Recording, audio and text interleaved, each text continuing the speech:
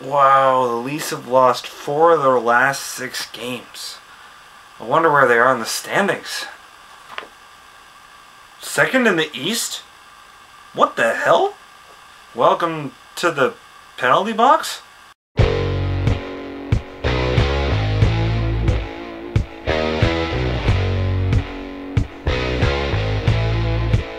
Woo!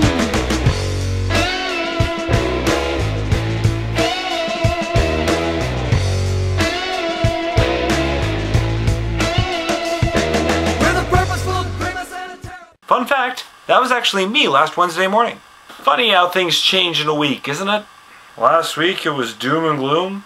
Now, we're riding high. All because of 2 simple wins. But you combine that with the win they had on Saturday, and now the Leafs are rolling with 3 wins in their last 4 games. But out of the games, getting the negative out of the way first, the Leafs lose 3-2 to the Carolina Hurricanes on a rare Sunday game. Scoring for the Leafs, guess who? Phil Kessel with 2, with one of those coming on the power play.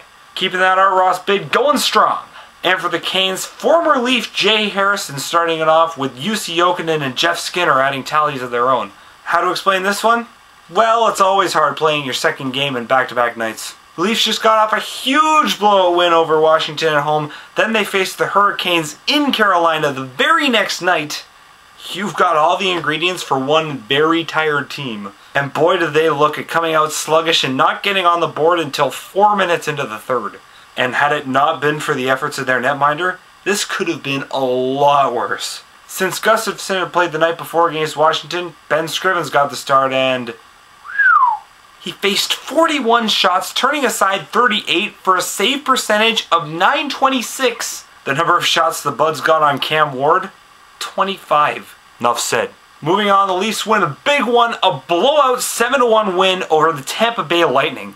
Wow, it's like a replay of the Washington game. Providing the lone goal for the Lightning was Vincent Lecavalier. And filling the net for the Leafs, Clark MacArthur, Tim Connolly, Tyler Bozak with 2, Joe Colborne, Joffrey Lupul, and Joey Crabb. How about that, a 7-goal game and not a single one from Phil Kessel? That's what hockey experts call depth. Speaking of depth, look at the incredible games some of these new guys have had. Jake Gardiner easily had his best game of the year, which is saying something considering the rookie season he's been having.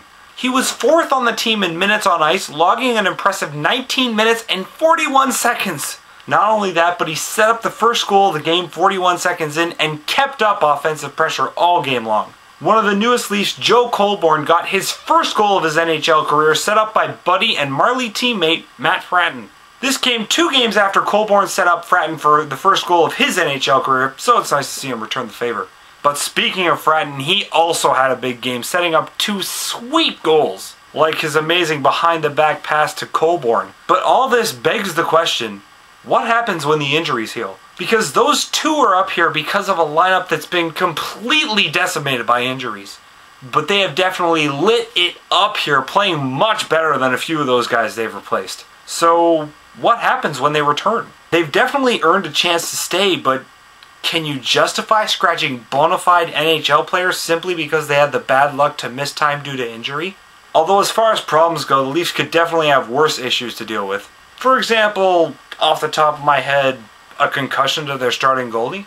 2 other Leafs who had big nights, Tyler Bozak and Tim Connolly, both having 3-point games. Connolly had 2 assists and a goal in this one, clearly thriving in that second-line center position, filling in for Mikhail Grabowski. And Tyler Bozak had the inverse, 2 goals and an assist, definitely benefiting from that promotion to first-line center. Bozak has clearly matured and learned from his sophomore slump last season, so it's good to see him putting that well behind him. Yeah, you could make the argument that anyone you put with Lupul and Kessel right now would catch fire, but you can't argue with the results Bozak's getting in his new role. My second to last point about this game is the only negative, Gustafsson getting run behind his own net. In case you didn't see it, Gustafsson came out behind the net to play the puck, and after passing it to Cody Franzen, gets hit from behind by Ryan Malone.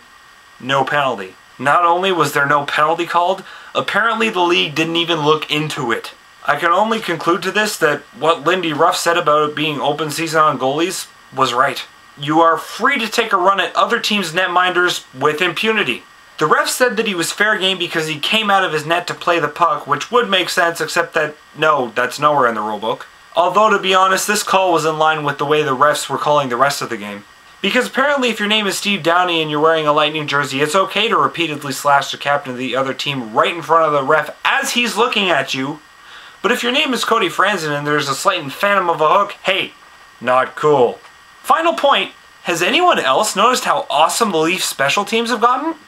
I mean, over the first part of the season, and definitely in the recent slump, I've complained about how bad the Leafs power play and penalty kill have been. But humor me for a bit and look at some of the numbers from the past 4 games.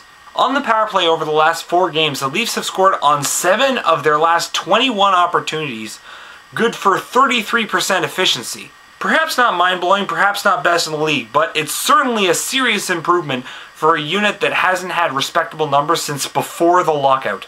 But as for the penalty kill, prepare yourself for some mind-blowing numbers. Because in their last 4 games, the Leafs have taken 25 penalties and killed off all but 1 of them. That's right, 24 for 25 on the penalty kill, nearly flawless and good for 96% efficiency.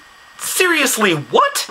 Moving on, the Leafs close out their week with a win 4-3 in the shootout over the Dallas Stars. Scoring for Dallas, Eric Nystrom with 2 and Radek Dvorak. And for Leafs, Joey Crabb, Dion Phaneuf, and Clark MacArthur. And of course, Joffrey Lupul getting the only goal in the shootout.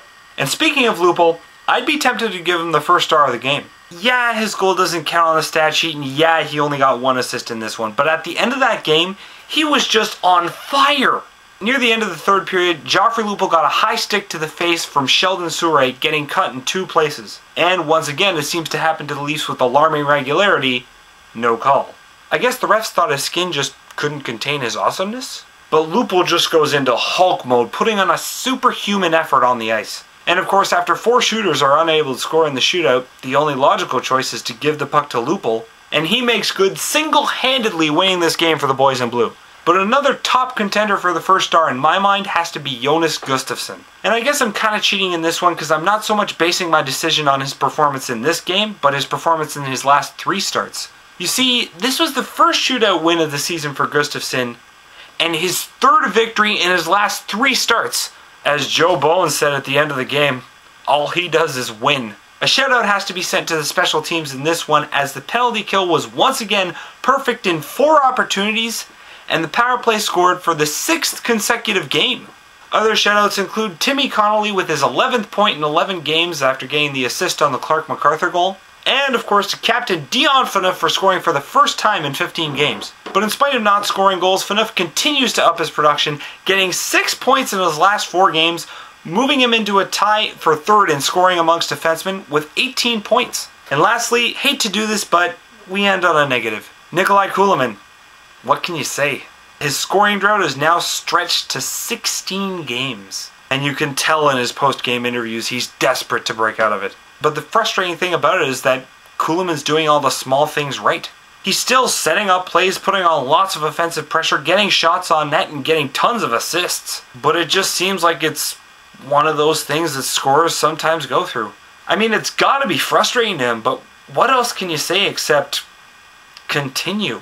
I mean, it's gotta suck to hear this, but just keep doing those things and eventually the goals will come. Anyway, that's all for this week. Check me out on Twitter, Facebook, District Sports Blog, all the links down here. Thanks for watching. I'll see you next week. Go Leafs, go!